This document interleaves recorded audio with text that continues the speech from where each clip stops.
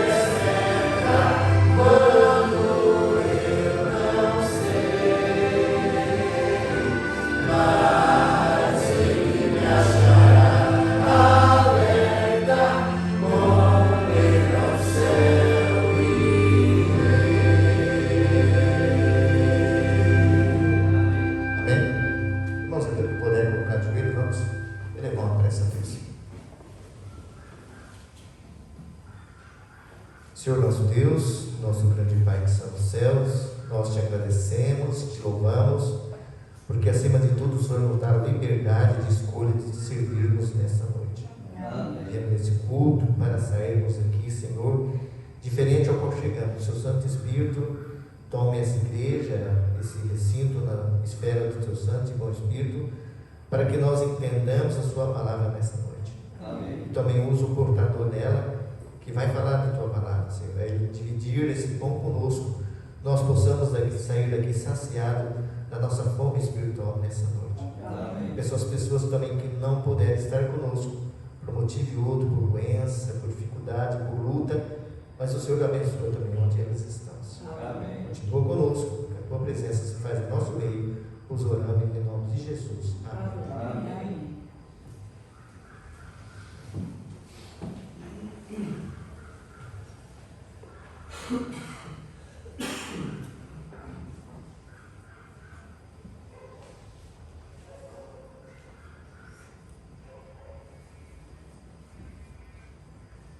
Quando perguntado sobre os seus pais,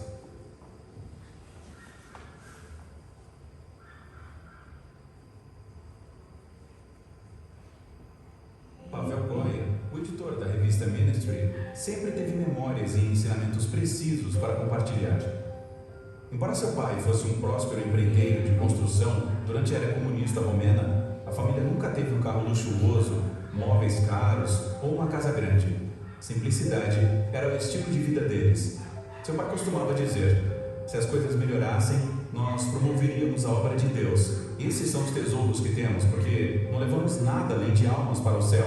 Então, vamos investir nas almas. Certa vez, quando estavam construindo uma igreja, o pai de Pavel voltou para casa com $25.000 depois de colocar um telhado em uma nova escola. Quando perguntado sobre quanto eles deveriam devolver a Deus, o pai dele disse: "Dê tudo."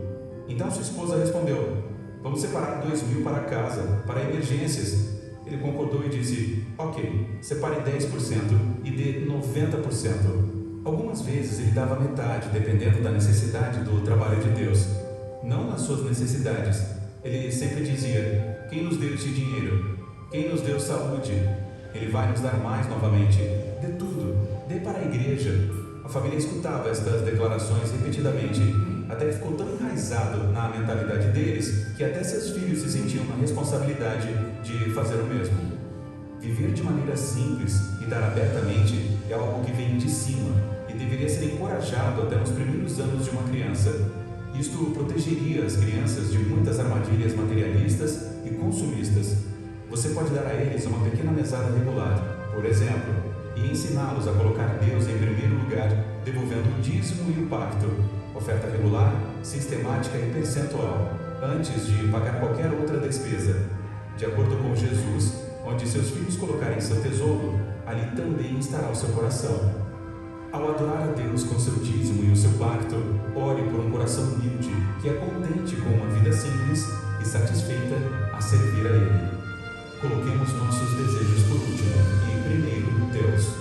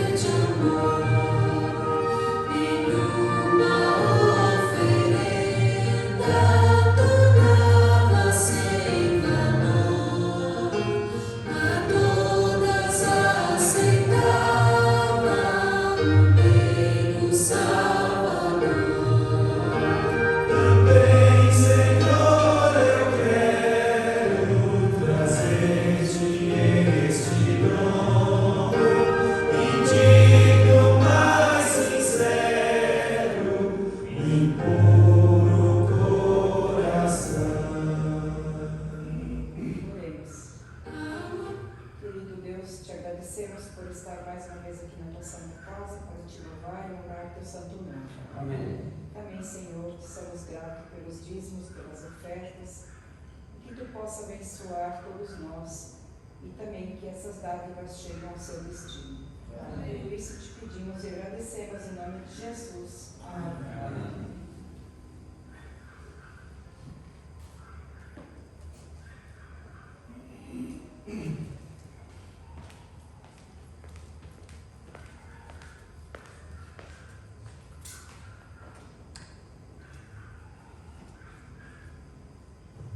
Boa noite. Boa noite. É um prazer imenso estar aqui junto com vocês. Fazia um tempo que eu não vim aqui. E nesse momento eu vou adorar a Senhora através de uma canção. E se sinta à vontade de cantar junto também.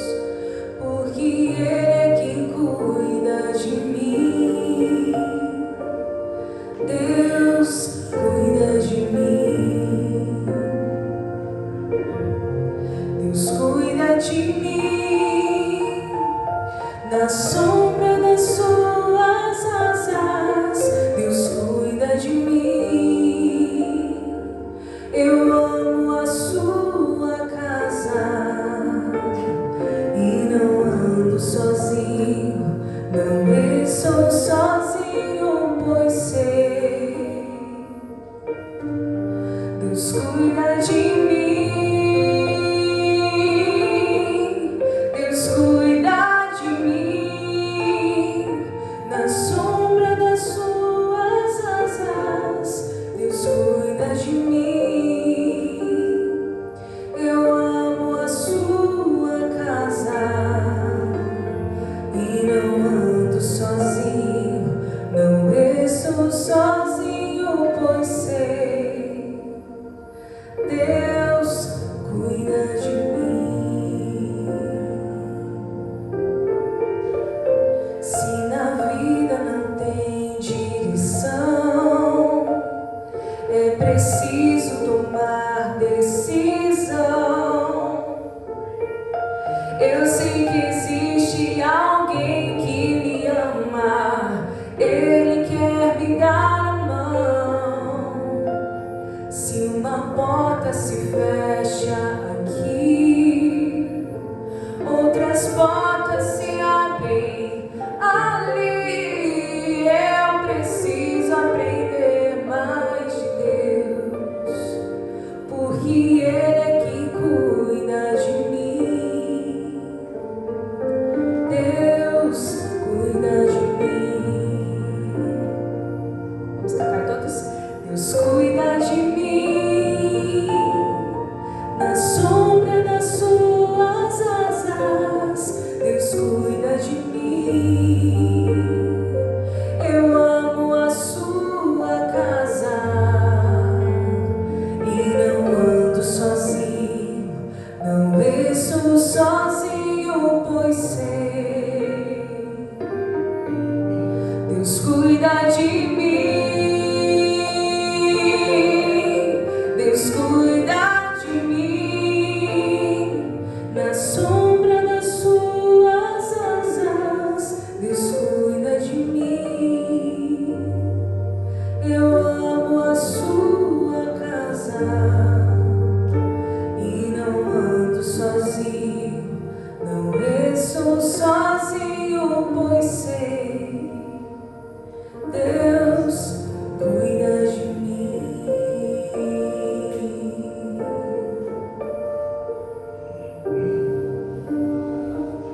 Deus cuida de mim.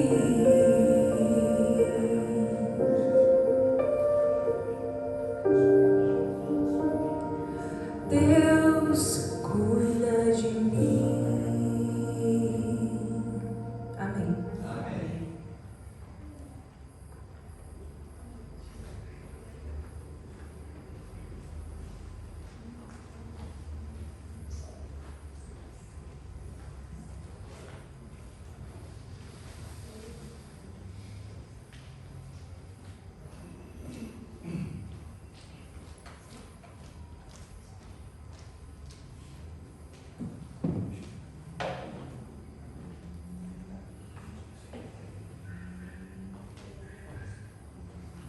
Boa noite a todos. Boa noite. Prazer estar aqui mais uma vez com a igreja aqui, com os irmãos da Igreja de São Francisco. Esse é um domingo repleto, acabamos de sair de uma outra programação. Nós tivemos agora um batismo de uma funcionária ali da escola. Nós estávamos prestigiando, ainda bem que foi na igreja pertinho aqui, a igreja do Panorama. E hoje nós vamos então dar sequência a mais um tema dos encontros especiais de evangelismo. Pode colocar aí, por favor. O Gênesis, o começo do Evangelho. Geralmente quando nós falamos sobre o livro de Gênesis, nós precisamos entender que através desse livro nós podemos ter ali algumas respostas com relação à Bíblia, com relação a alguns anseios que o ser humano tem, com relação a algumas dúvidas, questionamentos, algumas dificuldades. E quando nós vamos para o livro de Gênesis, nós encontramos essas respostas. Até porque o tema em que nós vamos estudar nessa noite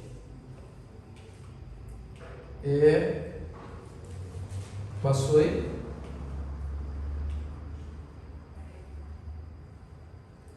O tema dessa noite é salvação e o grande conflito em Gênesis. Talvez você olhe para esse livro tão especial, tão importante, e você acha que ele não tem importância quanto essa luta entre o bem e o mal, que é o grande conflito, em que eu e você estamos inseridos. Mas então nessa noite nós vamos passar por alguns estudos, alguns temas importantes, e claro, começando pelo livro de Gênesis. Eu, desde quando criança, eu nunca gostei de ir em velório, nunca gostei. E na verdade essa é uma luta que eu tenho como pastor, porque eu tenho que estar ali realizando o culto fúnebre. E inclusive esse ano eu estive realizando o culto fúnebre da minha avó. No ano retrasado, há 3 anos atrás, o do meu avô, e há 4 anos atrás do meu tio. Coisas que eu não imaginava que iria acontecer e que eu estaria ali. Até porque tudo tem uma solução, exceto a morte. Eu sempre ouvia da minha mãe, da minha avó, que no mundo a gente dá jeito para tudo, só não dá para quê? Para a morte, é ou não é? Só que eu vim trazer uma outra teoria nessa noite. A morte também tem uma solução. Como assim? Nós vamos entender nessa noite que até para a morte existe uma solução. E olha só que interessante. Essa solução, embora detalhada no Novo Testamento, ela é anunciada desde o livro de Gênesis, desde o começo, o início. A palavra Gênesis ali, eu imagino que já tenha sido abordada aqui nos estudos anteriores, mas ela vem da palavra Bereshit, no princípio ou no início.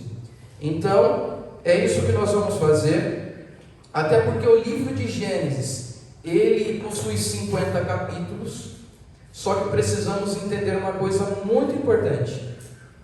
O livro de Gênesis, quando ele foi escrito lá atrás, por Moisés, provavelmente ali o Pentateuco, nós precisamos entender que lá no original hebraico, ele não tem essa divisão de capítulos. Não foi escrito lá, no princípio criou Deus os céus e a terra era sem forma e vazia, e o Espírito de Deus pairava por sobre as águas. Ponto. Verso 3, não era assim. A Bíblia lá no seu original foi escrito em sequência e sem marcas de pontuação. Tá, pastor, então como que eles entenderam e como eles fizeram aí essa divisão? É interessante que Moisés ele usava uma frase para mostrar que ele estava mudando de assunto. E essa frase ali no hebraico, essa palavra aí, é eletoledot. Olha só que interessante. Eu trouxe aqui alguns versos. E olha só a divisão do livro de Gênesis em toledotes, ou seja, talvez você esteja se questionando o que significa essa palavra, toledot, no hebraico. Ali você tem o livro de Gênesis todo dividido em 11 partes. Tá, mas então deveria ter 11 capítulos? Não. Ali nós vemos perícopes. A primeira perícope, que é o Bereshit, que é o início, no princípio, você encontra ali a origem do universo. E aí vai a sequência, a história de Adão e Eva, a história de Adão e a prole de Sete. Prole é descendência, tá? História de Noé, história dos filhos de Noé, história de Sem, história de Terá, a descendência de Abraão, história de Ismael, história de Isaac, Esaú também, e ali por fim, história de Jacó e os seus filhos. A primeira promessa da Bíblia, ou conhecemos também como proto-evangelho, ou o primeiro evangelho, nós encontramos lá em Gênesis 3,15. Nós vamos estudar daqui a pouquinho, vamos abrir as nossas Bíblias, e ela deve ser compreendida à luz da criação de Gênesis 2 e da proibição de comer o fruto do conhecimento do bem e do mal. Então, esse próprio evangelho, esse primeiro evangelho, ele tinha uma condição. E nós sabemos muito bem que Adão e Eva não seguiram ali o que tinha que ser feito. Na verdade, eles desobedeceram. Da mesma forma, a queda e a promessa de salvação incluem também Gênesis 4, que mapeia ali as consequências. Então, Gênesis 3,15 dá ali o primeiro evangelho, a primeira profecia, e no capítulo 4 ele traz as consequências que, infelizmente, acontece o primeiro mártir aqui na terra. Você conhece a história de Abel e Caim e do que eles fizeram. Mas qual é o foco de interesse? Ou seja, qual é o foco de Gênesis? Qual é o item, a coisa, o tópico mais importante do livro de Gênesis em que nós vamos estudar? Gênesis capítulo 1, verso 1 e 2. Se você estiver aí com a sua Bíblia, pode abrir. Mas como esse tema é um tema bem extenso, eu trouxe os PowerPoints, já vem com os versos bíblicos e nós vamos estar acompanhando também por aqui. Mas antes disso, feche os seus olhos e vamos falar com Deus. Querido e bom Deus, muito obrigado, Senhor, porque estamos aqui na Tua casa. Neste momento, nós abrimos a Tua palavra para que o Senhor fale a cada um de nós, esteja nos transformando através dela e que possamos entender a importância do livro de Gênesis para cada um de nós. E a importância também desse livro no grande conflito no qual nós estamos inseridos. Tudo isso é o que nós pedimos e agradecemos em nome de Jesus. Amém. Então nós vamos ver aí Gênesis capítulo 1, verso 1 e 2.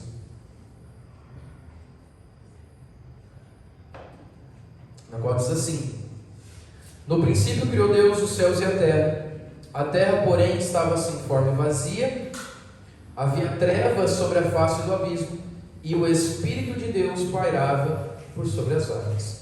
Aqui nós vemos os três seres da divindade atuando ali na criação, e a importância de se entender que Gênesis revela uma dimensão cósmica, mas o interessante está na criação de um povo, as pessoas de quem o Messias sairia. Até porque quando Adão e Eva pecaram, Deus ele já tinha o seu plano de salvação estipulado, para que o ser humano, mesmo pecando, mesmo caindo em pecado, pudesse ser salvo, pudesse ter acesso à salvação. Os leitores originais de Gênesis eram descendentes de Abraão, que eram escravos no Egito.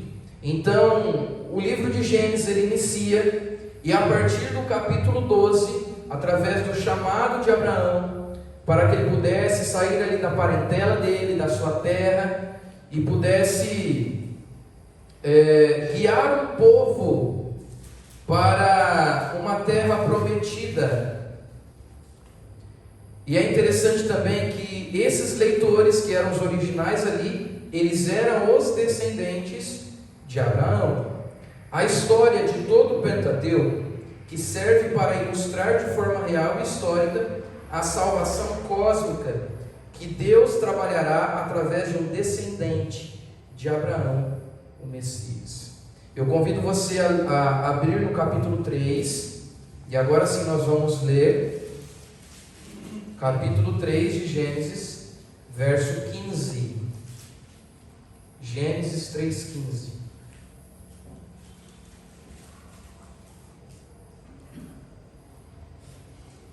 E lá diz assim: Porém, inimizade entre ti e a mulher, entre a tua descendência e o seu descendente. Este te ferirá a cabeça, e tu lhe ferirás o calcanhar.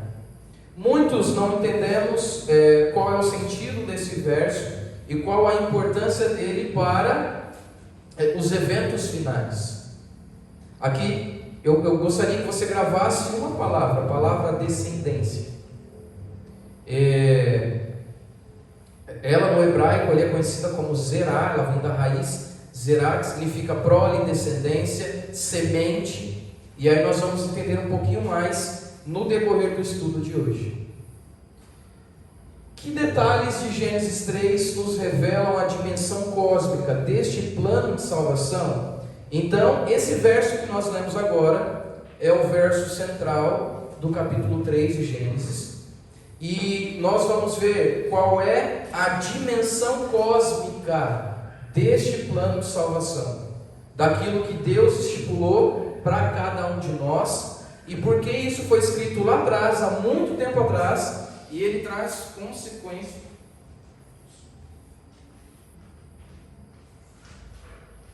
Acho que está acabando também.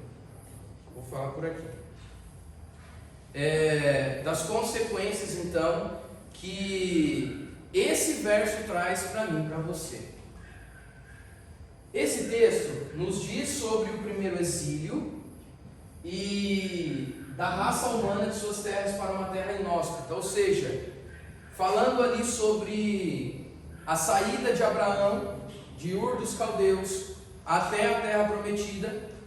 Eles deveriam ir para outro local, outro lugar, não porque onde ele vivia era um local que não tinha importância nenhuma, mas você vai entender que tudo isso faz parte de uma profecia muito importante.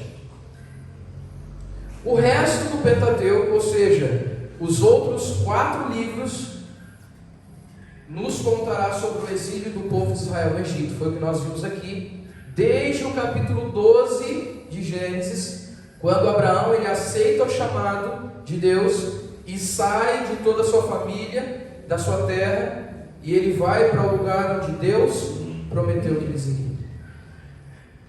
A história ela se desenrola e todos os 5 primeiros livros da Bíblia, que está aí, não em ordem cronológica, até porque o livro de Jó foi escrito um pouco antes de Gênesis, mas o Pentateuco ali, ele vai contando ali o desenrolar dessa história e da trajetória até a terra prometida.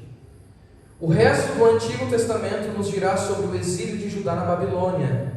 Se você perceber ali, Esdras, Neemias, ele já vem contando quando o povo de Judá ele é exilado, ele vai levado cativo para a Babilônia. E se você pega Esdras, Neemias, Esther, você vai lá para Jeremias, Isaías, Daniel, e você vai ver também que o Antigo Testamento ele gira em torno do exílio na Babilônia. Daniel mesmo, ele já estava ali no finalzinho desse exílio, dos 70 anos, e ele entende aquela profecia que fala sobre os 70 anos, tanto para aquele momento, tanto literal, quanto na profecia, que tem toda aquela simbologia de dia e ano. Quando nós vamos para Apocalipse, o livro diz sobre o exílio de João na ilha de Patmos.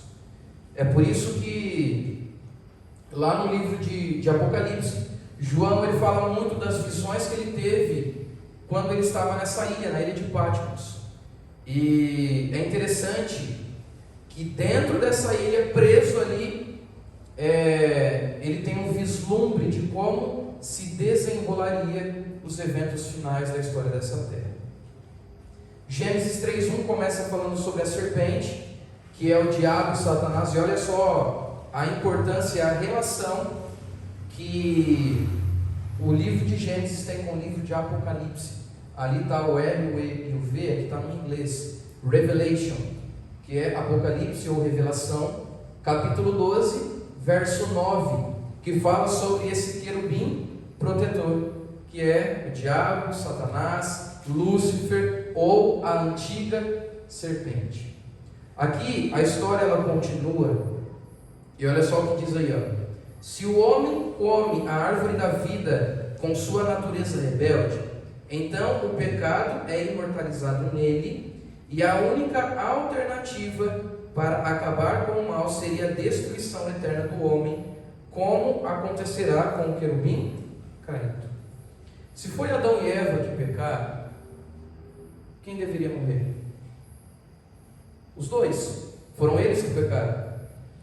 E nós entendemos muito bem onde entra a misericórdia de Deus e esse plano de salvação que Deus ele revela e é de interesse de todos. É de interesse de todo ser humano. Por quê? Porque inclui eu e você. Quando entrou o pecado no mundo por Adão e Eva, eu e você, nós podemos ter acesso à salvação através de algo que aconteceu lá atrás e que foi dito em Gênesis 3,15. Continuando aqui, Gênesis 3, verso 9, que está aqui, diz assim, e chamou o Senhor Deus ao homem e lhe perguntou: onde estás? Talvez você esteja se questionando agora. Tá, mas Deus já não sabia onde eles estavam? Sim, Deus sabia. Mas por que ele perguntou então? Porque Deus queria ouvir da boca de Adão e Eva, e eles caindo em si, para ver o que eles tinham feito. Foi por isso que Deus chegou ali e falou: onde estás? O que vocês estão fazendo aí? E aí, Deus sabia o que ele tinha feito, mas mesmo assim ele perguntou para Adão e Eva, para que eles pudessem responder e ver o tamanho da sua desobediência, a profundidade do pecado que eles tinham cometido. Deus não precisa nos perguntar ou investigar para nos conhecer. Deus sabe de tudo. Sabe, lá em Salmo 139, salmo bem conhecido, tem um pouquinho sobre a presciência de Deus. E olha só o que diz: sabes quando me assento, quando me levanto, de longe penetras os meus pensamentos, esquadrinhas o meu andar e o meu deitar, conheces todos os meus caminhos, ainda a palavra me não chegou à língua, ou chegou à boca, e tu, Senhor, já conheces tudo. Tu me cercas por trás e por diante, e sobre mim pões a mão. Tal conhecimento é maravilhoso demais para mim, é sobremodo elevado, não o posso atingir. Para onde me ausentarei do teu espírito? Para onde fugirei da tua face? Isso hoje é uma música também, uma linda música, cantada aí no meio adventista, do que o salmista diz ali. Deus ele sabe quando eu me assento, quando eu me levanto, quando eu vou dormir, o que eu vou falar. Ali diz, esquadrinhas o meu andar, o meu deitar, e conhece todos os meus caminhos, e ainda a palavra não chegou à boca, à língua, e tu já conheces tudo. Então, Deus, ele sabia onde Adão e Eva estavam, mas mesmo assim ele perguntou, porque ele precisava ouvir deles o porquê eles fizeram tudo aquilo. Deus chamou e questionou os nossos primeiros pais. A origem do pecado transcende o nosso planeta e a existência que os anjos celestiais são partes deste conflito. Essa é sem dúvida a razão para este primeiro julgamento investigativo. Nós sabemos também que isso inclui os eventos finais, o juízo investigativo, comprobatório, de comprovação ali, quando nós estaremos lá no céu. E lá atrás, essa foi a razão para este primeiro julgamento. E olha só que interessante. Deus, ele pretendia nos salvar. Era o seu plano eterno, mas para isso ele tinha que julgar nossos primeiros pais, para que todas as inteligências celestiais ouvissem e testemunhassem a resposta humana e a solução de Deus. É interessante que Deus ele sabia o que iria acontecer, mas mesmo assim ele deveria deixar essa prova para que eles pudessem passar por isso. Ellen White fala muito no livro Eventos Finais, na verdade, sobre os anjos também, sobre a queda e sobre como foi o desenrolar de toda a história ali. E claro, a Terra foi o único planeta ali que veio a cair. Nesse julgamento, em Gênesis ali nós observamos duas etapas. A primeira etapa de investigação, Deus ele questionando Adão e Eva e também a etapa de execução, como diz ali no verso 21 do capítulo 3. Todo o processo termina com o sacrifício vicário, que ilustra o plano de salvação. O julgamento investigativo só beneficiou Adão e Eva. Deus não questionou a serpente, até porque Deus sabia quem era ela e o porquê que ele estava fazendo isso. Sabemos que houve uma peleja no céu. Satanás, que era Lúcifer, ele começou a fazer comércio, a fazer fofoca, ele queria tomar o lugar de Deus e, consequência de tudo isso, ele foi jogado para a terra. E aí então, Satanás ele usa uma serpente que naquela época era um dos animais mais vislumbrantes que existia. Alguns boatos e alguns escritos também de Ellen White falam sobre essa serpente, ela ter asas, ela ser colorida, ter escamas ali que chamavam a atenção e que reluzia ali muito forte. E foi por isso que Satanás usa esse animal para chamar a atenção de Adão e Eva. Todos os três recebem sentença e ela se destaca. E o primeiro a recebê-la é a serpente, como nós vimos em Gênesis 3, verso 15.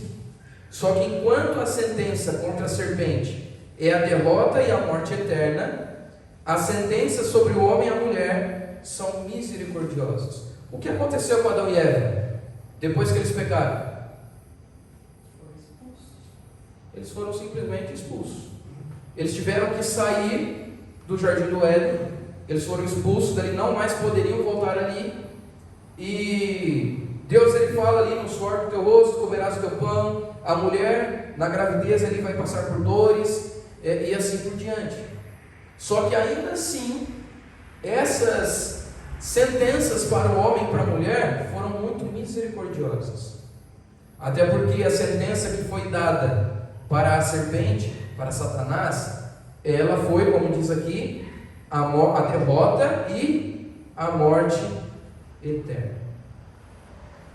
Deus prometeu ao homem que no dia em que comeu o fruto proibido ele morreria. Isso aconteceu? Não naquele momento. Adão e Eva morreram, eles não estão vivos. Eles morreram, mas não foi naquele momento. Satanás ele poderia muito bem naquele momento ali falar: tá vendo aí, ó, viu? Vocês nem morreram. Vocês se tornaram agora iguais a Deus. Se ele não matasse Adão e Eva, ele seria acusado de ser um mentiroso. E foi isso que Satanás começou a espalhar, começou a julgar a Deus. Falou: tá vendo? Deus é mentiroso. Ele falou que no dia que vocês comerem, vocês morreriam. E não foi isso que aconteceu. Satanás pensou que tinha pego a Deus. Se ele não os matasse, ele seria um mentiroso e injusto. Mas se ele os matasse, ele não seria o Deus de amor que poderia ser confiado. Satanás então, ele achou que colocou, ele sabe, Deus no cantinho ali na sinuca de bico. Agora eu peguei ele. Só que ele não contava com uma saída. Por essa razão, para perdoar o homem, Deus teve que fazer um julgamento público e universal, para que todas as inteligências celestiais vissem com seus próprios olhos a ação amorosa e justa do Criador. Deus mandaria um segundo Adão. Quem é esse segundo Adão? Esse segundo Adão assumiria a culpa do primeiro, que foi o Adão caído, e de toda a sua descendência. Esse segundo Adão, ele é conhecido como Jesus Cristo, que foi enviado por Deus para salvar a raça humana. Como Deus pagará a dívida humana se ela não for humana? É interessante que, como eu falei lá no início, quem pecou foi Adão e Eva. Eles deveriam morrer, mas você sabe muito bem que não foi isso que aconteceu. E por conta disso, é que surge então Gênesis 3, verso 15, que nós já lemos, e ali traz um problema entre a mulher e a descendência. A descendência de quem? De Jesus. Ali diz assim, ó, Deus está prometendo perante o universo que o mal e o seu instigador têm um fim. O universo voltará a ser como era no início. O livro de Gênesis, ele é tão importante para a história dessa terra quanto o livro de Apocalipse. É interessante, no final eu vou falar um pouquinho mais sobre isso, mas as relações que o livro de Gênesis tem com o último livro da Bíblia, elas são muito importantes. E quando você lê o livro de Gênesis e vai ler o livro de Apocalipse, você entende que tudo está correlacionado. E a história do grande conflito, que vem de Gênesis a Apocalipse, ela diz que existe um vencedor. E você sabe quem é. Só que nós precisamos escolher estar do lado do vencedor. A vitória do Messias sobre a serpente, esmagando a sua cabeça, não seria livre para alcançá-la. Ele teve que pagar com sua própria vida, porque a serpente feriria o seu calcanhar. Isso é parte ali da profecia, e isso acontece quando Jesus ele é morto onde? Na cruz. Como pode o Messias superar a serpente depois que ele morreu? Pastor, como Jesus venceu Satanás se ele morreu na cruz? O maior problema do ser humano é entender que a morte é o fim. O maior problema que nós temos é de que, como Jesus venceu se ele morreu? Mas foi através da morte de Jesus que nós obtemos a salvação, e somente através da morte dele. Capítulo 4, verso 25 diz assim, tornou Adão a coabitar com sua mulher, e ela deu à luz a um filho, a quem pôs o nome de Sete, porque disse ela, Deus me concedeu outro descendente em lugar de Abel, que Caim matou. Você conhece essa história entre Abel e Caim. Caim se levanta contra seu próprio irmão e o mata. Sabe o que é mais interessante nessa história? Que a descendência de Jesus, ela começaria, Adão e Eva coabitaram, tiveram um filho, e Abel seria a primeira pessoa a dar a descendência de Jesus. Satanás, preocupado com isso, ele usa o seu próprio irmão, Caim, que se levanta contra Abel e o mata. Satanás nesse momento devia estar pensando, bom, não conseguia lá atrás, mas agora eu vou fazer de tudo para que Jesus não possa vir a essa terra como um ser humano. E ele começa justamente com Abel e Caim. Então olha só a importância de toda essa história através do livro de Gênesis para os eventos finais. Primeiro, primeira vinda de Jesus, e depois livro de Apocalipse, que fala dos eventos finais. A menção da inimizade entre as duas sementes, uma representando a serpente e a outra a mulher, ou seja, a semente que leva ao Messias. Lembra que eu falei da palavra descendência? Semente. Então, esse era o problema da inimizade lá em Gênesis 3,15. Satanás ele faria de tudo para atrapalhar essa semente que leva até o Messias lá no livro de Mateus. É vividamente grafada na história de dois dos filhos mais velhos de Adão e Eva, Caim e Abel.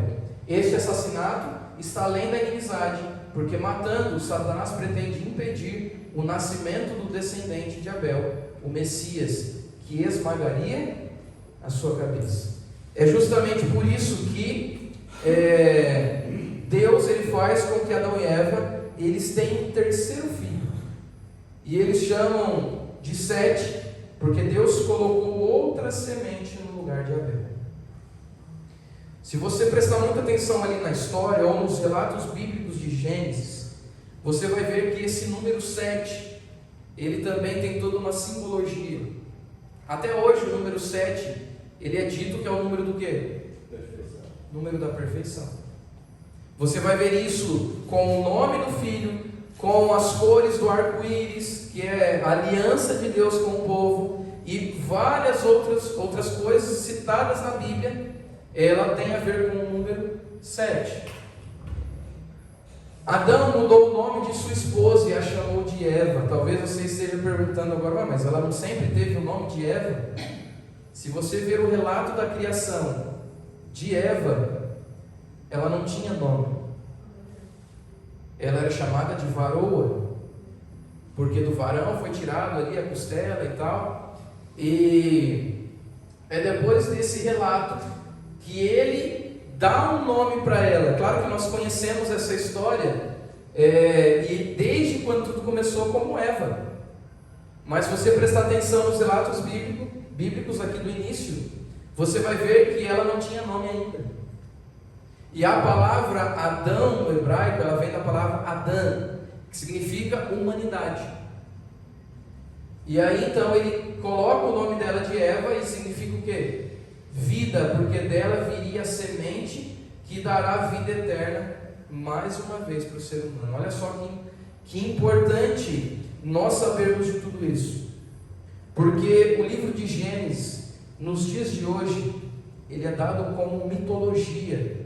Ele é dado como algumas histórias, principalmente a da criação, que é algo que não aconteceu literalmente, que não foi bem assim. Inclusive existem algumas igrejas hoje que se levantaram e estão dizendo que o livro de Gênesis ele não é literal, ele é um livro histórico. Os judeus, 3 séculos antes de Cristo, conseguiram explicar o mistério como o Messias voltaria uma segunda vez a esta terra para pôr fim à serpente, que em sua primeira vinda ele seria morto e também ressuscitado. A mensagem ali de Gênesis 3,15 é ilustrada na vida desses 3 filhos de Adão e Eva. Um para representar a semente da serpente, que foi Caim, que se levantou contra o irmão. E 2 para representar o Messias por vir, o primeiro anunciando a sua morte e o segundo a sua vitória.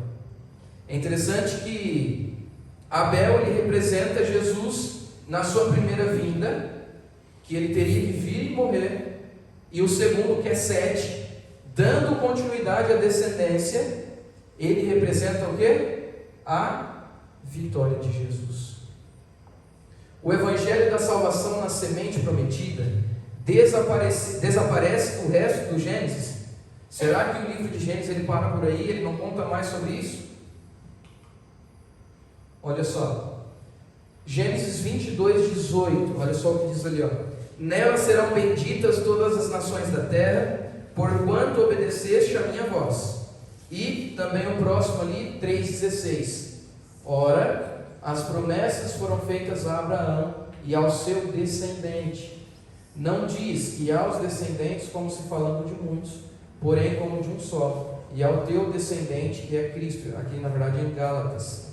O Novo Testamento, ele se refere ao descendente como quem? Cristo. Então, desde o início, essa palavra falando sobre a descendência, ele se refere lá em Gálatas, já no Novo Testamento, que o descendente de Abraão, quem seria? Cristo. É por isso que a partir do capítulo 12 de Gênesis, Deus ele faz um chamado muito especial para ele sair de onde ele estava, porque Deus iria fazer maravilhas através dele. A promessa da semente foi feita a Abraão, Isaac, Jacó e foi continuando. É por isso que Moisés, após a criação, ele lidera cada capítulo do seu livro com a frase: esta é a genealogia. Moisés ele escreve isso de propósito, porque talvez você esteja no seu ano bíblico, e aí você vai lá para Gênesis, Êxodo, Levítico, Números, Deuteronômio, e aí você vê muita genealogia, e vai, não quero nem mais ler isso. Primeiro só tem nome feio, né? Mas isso tem uma importância gigantesca na história. E se você perde um trechinho da história, você já se perde ali no fio da meada. Porque desde Gênesis até Deuteronômio, quando Josué continua liderando, essa história ela tem uma sequência. E nós podemos ver que essa sequência ela é proposital até chegar no livro de Mateus. Porque ao longo do livro espera-se que a semente venha para resgatar o homem. Paulo nos diz lá em Gálatas, como nós já lemos, que a semente anunciada em Gênesis era Cristo. Isso ficou bem claro para nós. Isso aconteceu também na história de Abraão, que iria sacrificar o seu único filho. Isso representa também o plano de Deus para a salvação do ser humano. Porque Deus, como diz lá em João 3,16, Deus amou tanto o mundo que deu seu Filho unigênito para que todo aquele que nele crê não pereça, mas tenha vida eterna. A mesma coisa aconteceu com Abraão. Abraão não podia ter filhos. Teve uma concubina, mas isso não era para dar a descendência, isso não valeu de nada. Aí ele tem um filho, depois de velho, Isaac, e Deus pede: você vai ter que levar lá ele no altar, vai ter que sacrificar ele. Abraão, ele não pensa duas vezes e leva o filho. Quando Isaac pergunta: pai, mas cadê o cordeiro? Ele fala: Deus vai prover. As esposas também dos patriarcas, elas desejavam dar à luz a um homem, ou para serem mães do Messias, que os devolveriam ao Éden, ou para continuar a prole, que os levaria ao Messias no futuro. Se você prestar atenção no decorrer da história, todas as mulheres ali do Antigo Testamento que deram a descendência, elas eram estéreis. Sara, Rebeca, Raquel, nenhuma delas poderia ter filhos. Olha só que interessante. E Deus, ele vai operando milagres após milagres para que cada uma delas consigam ali ter filhos. Por quê? Porque isso, como eu estava dizendo, é de propósito, para que a descendência de Jesus pudesse dar continuidade. Há uma inimizade contra a mulher, um impedimento contínuo para a semente prometida não vir.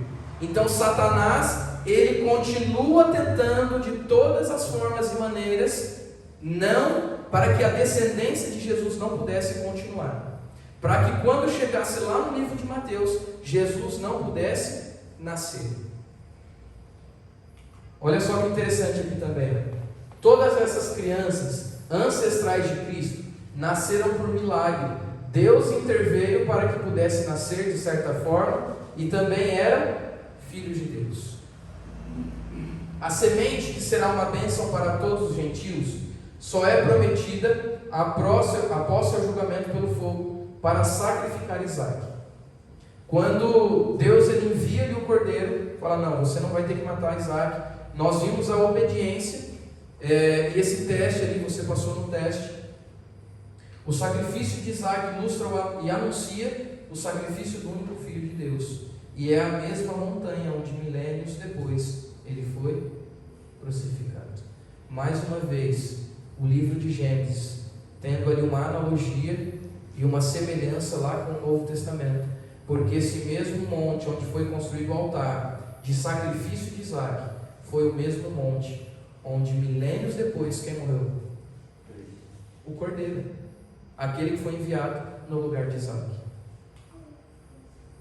Como as expectativas do Antigo Testamento são atendidas em tempos de Novo Testamento. Nós vamos avançar um pouquinho por conta do tempo. E olha só, chegamos então no livro de Mateus, livro das genealogias.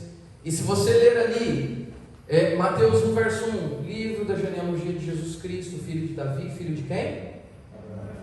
Olha só a importância da história de Abraão para a vida ali, para a primeira vida de Jesus.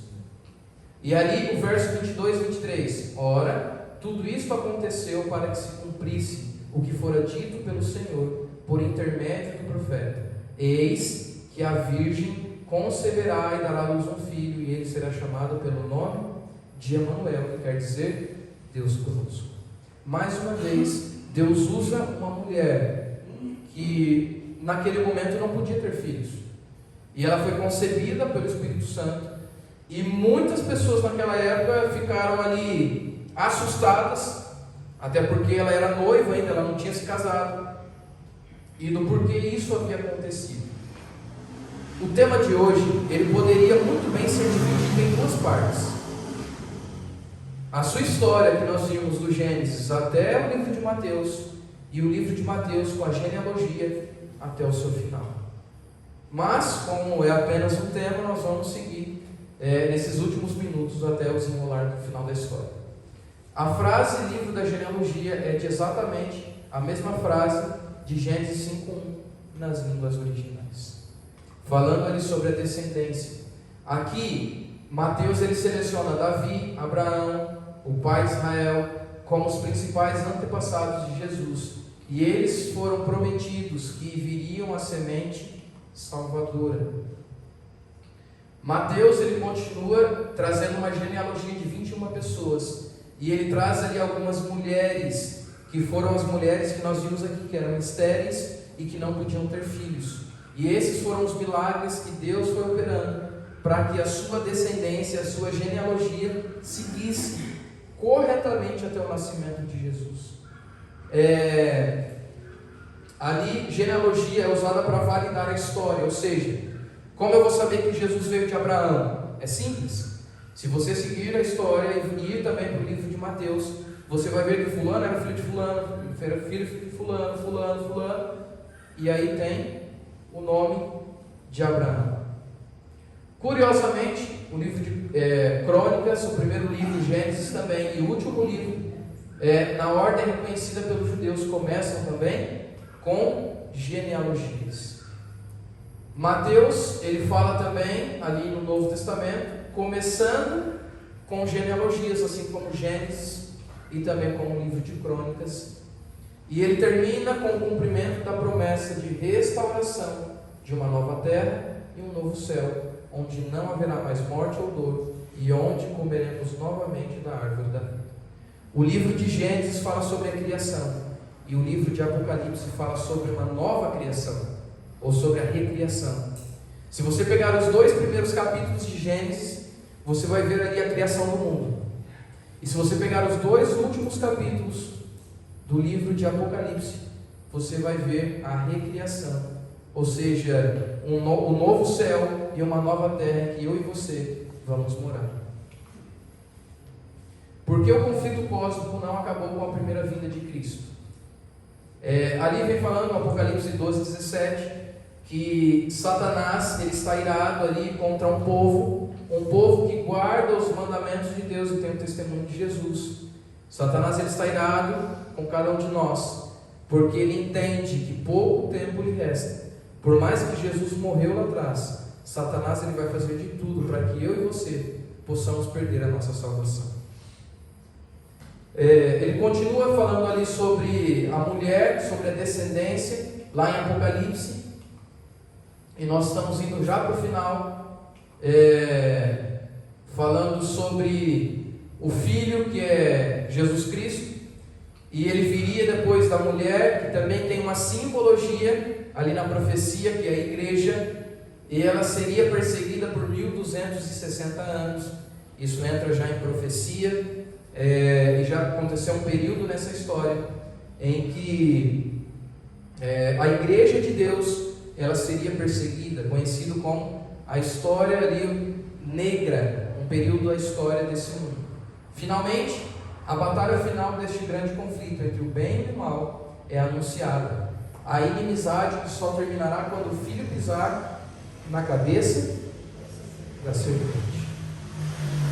O tema de hoje, ele fala um pouquinho sobre a importância do livro de Gênesis para o final da história. E por mais que muitas pessoas se levantem nos dias de hoje, dizendo que não precisa mais acreditar literalmente no livro de Gênesis, eu e você somos essas pessoas que precisamos nos levantar e dizer que tudo o que o livro de Gênesis vem trazendo aconteceu. E tem muita coisa importante que ainda vai acontecer, falando sobre a batalha entre o bem e o mal, e também sobre a vitória de Cristo na cruz do Calvário, e de que eu e você precisamos escolher um lado dessa história. Apocalipse termina com um final feliz, nos dizendo que o bem vai vencer. Sumiu ali. Aqui. Nos dizendo que o bem vai vencer, os justos venceram através do sangue do Cordeiro. E o último slide diz assim: há apenas 2 sementes de Gênesis para Apocalipse, e embora a minoria, a semente da mulher vai ganhar. Você quer fazer parte desse remanescente fiel que vai ganhar no conflito final? Esse é o apelo que fica para mim e para você. É claro que, como eu falei, só o tema de hoje, nós poderíamos muito bem pegar um outro domingo e estudar muito mais calmo, tranquilo. Só que através de tudo isso que nós vimos aqui, 80 e tantos slides, nós podemos ver a importância do livro de Gênesis, a sua relação com o livro de Apocalipse, e como a genealogia de Jesus, por mais que Satanás fez de tudo para estragar, para acabar com a genealogia, com a semente, Deus ele foi operando milagres no decorrer do caminho. E esse mesmo Deus é um Deus que opera milagres na minha e na sua vida hoje. Lá no livro de Gênesis, para encerrar, se você pegar o capítulo 38, não fala aqui nesses slides, mas ali no capítulo 38 de Gênesis, conta a história de Judá e Tamar. E se você for no livro de Mateus, você vai ver o nome de Judá e Tamar. O que aconteceu nessa história? Alguns conhecem muito bem essa história, eu não vou trazer detalhes aqui, mas Jesus também é da descendência deles.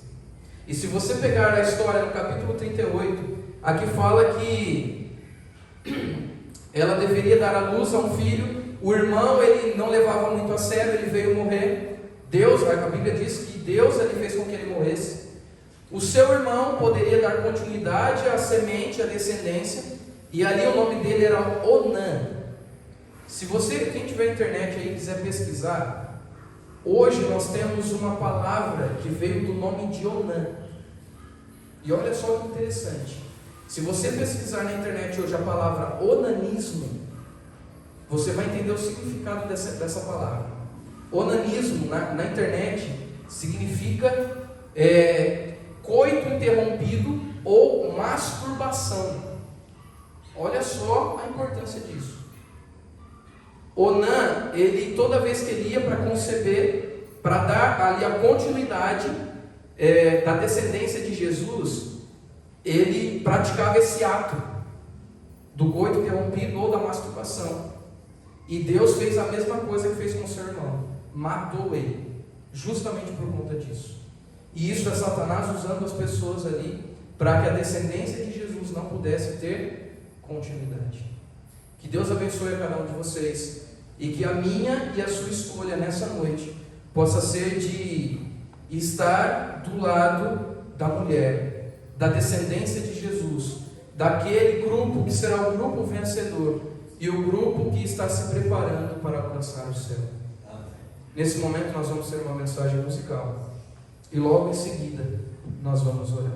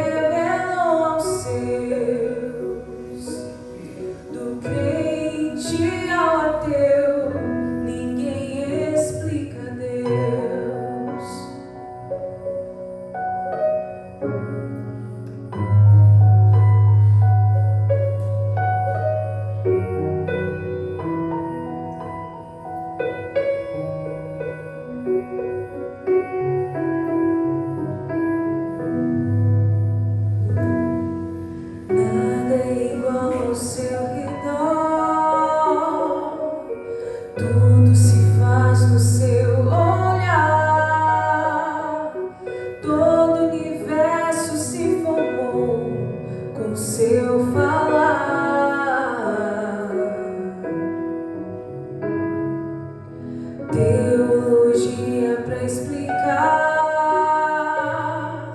o Big Bang pra disfarçar. Pode alguém até duvidar. Sei que há um Deus a me guardar, e eu, tão pequeno e frágil, querendo sua atenção. No silêncio encontro resposta certa, então. Pode cantar. Dono de toda a ciência, sabedoria e poder, ó, dá-me de beber da água da fonte da vida, antes que o mar já houvesse. Ele já era Deus, se revelou aos seus.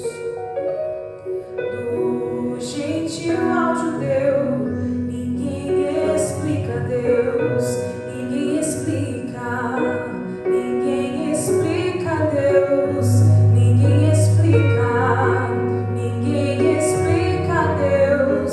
E se duvida ou se acredita, ninguém explica, ninguém explica Deus, ninguém explica, ninguém explica Deus, ninguém explica, ninguém explica Deus.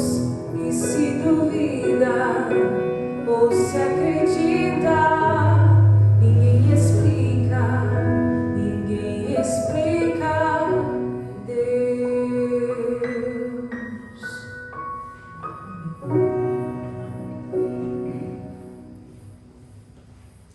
Amém? Vamos colocar em pé para juntos encerrarmos com a palavra de oração.